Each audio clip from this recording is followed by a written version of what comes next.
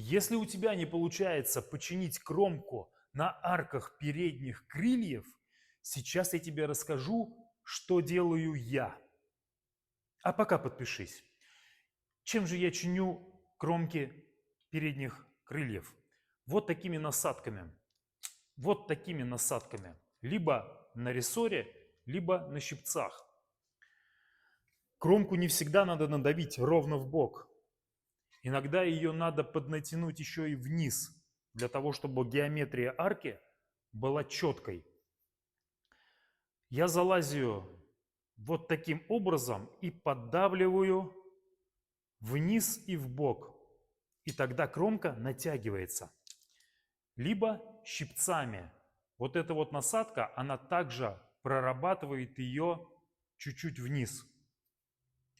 Подписывайся на канал, я рассказываю все о беспокрасочном ремонте.